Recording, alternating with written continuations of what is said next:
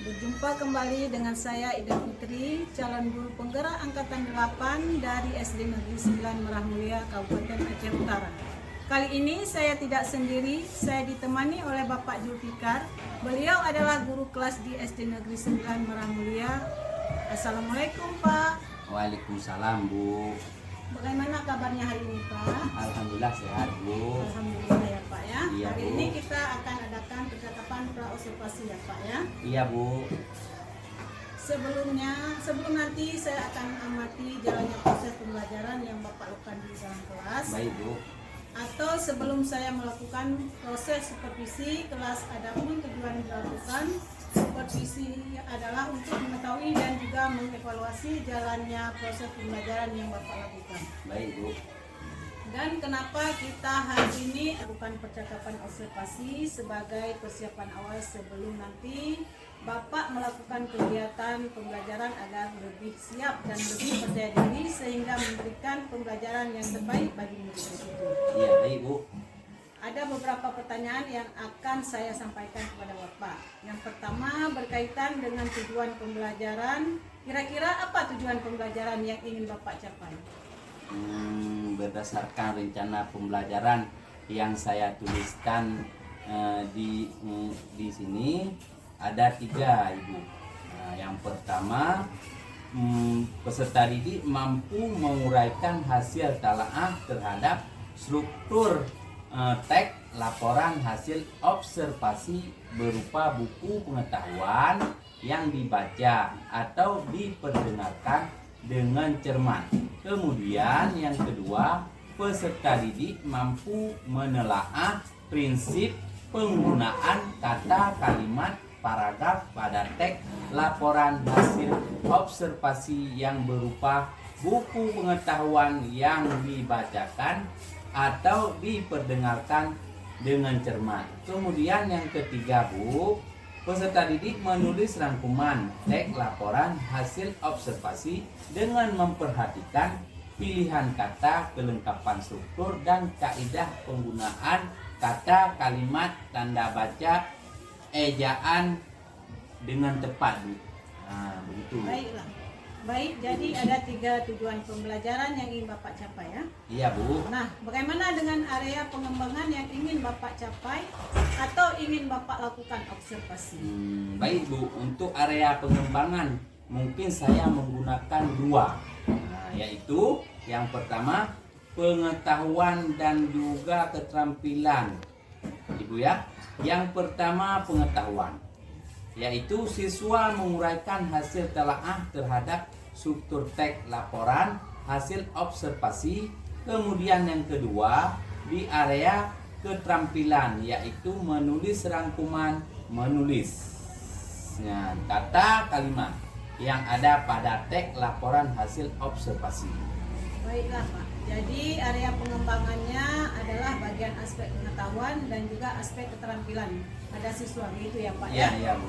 Nah, saya ingin mendengar Pak, bagaimana rancangan pembelajaran yang ingin Bapak terapkan di dalam kelas? Mungkin dari segi strategi pembelajarannya, model pembelajarannya, ataupun dari metode pembelajarannya. Iya Bu, baik Bu.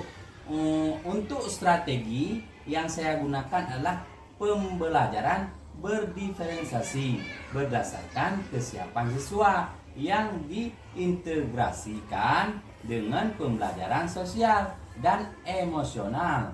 Kemudian saya akan melakukan pembagian kelompok sesuai dengan kemampuan, keterampilan, dan keaktifan siswa yang ya Bu. Dan untuk model saya gunakan, maksudnya untuk model pembelajaran saya gunakan metode pembelajaran berbasis masalah atau problem based learning. Untuk metodenya mungkin saya menggunakan diskusi kelompok, ya hanya jawaban dan juga penugasan. Demikian Bu. Baik. Yang akan Bapak terapkan di dalam kelas menggunakan strategi pembelajaran berdiferensiasi Pak ya? Iya Bu. Nah, yang diintegrasikan dengan pembelajaran sosial emosional menggunakan model pembelajaran problem based learning Ya, Bu. atau PBL, Ya, Bu. dan juga dengan metode diskusi kelompok, Ya, Bu. kemudian penugasan dan juga tanya jawab, ya Pak. Iya, Bu. Nah, bagaimana dengan media pembelajaran yang akan Bapak pergunakan di dalam kelas? Baik Ibu, untuk media pembelajaran mungkin saya akan menggunakan beragam contoh teks, ya, teks laporan ataupun hasil observasi peserta didik, yang kemudian IKPD atau lembaran kerja, kemudian kemudian ada yang kita salin di PowerPoint atau yang kita tampilkan di PowerPoint, dan juga laptop, demikian Bu. Nah, kira-kira kapan nih Bapak akan melakukan kegiatan pembelajaran tersebut, di hari apa dan juga di jam berapa Pak? Kira-kira Ibu ya. Nah, kebetulan saya ada jadwalnya hari Rabu, Bu. Nah, jam ke-1 dan ke-2, Bu. Bisa, Bu? Nanti hari Rabu depan di jam ke-1 dan ke-2 saya akan datang ke kelas Bapak, saya akan melakukan supervisi. Kelas saya akan melihat dan juga mencatat hal-hal apa saja yang terjadi dalam kelas, ya Pak. Ya, baik Bu. Nanti akan saya terima, Bu. Nah, nanti setelah Bapak lakukan kegiatan observasi atau pembelajaran di dalam kelas kita, adakan percakapan yang terakhir, ya Pak. Iya, ya, baik Bu. Siap.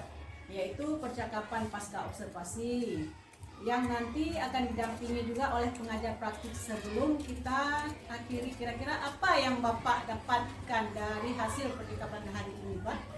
Baik Bu.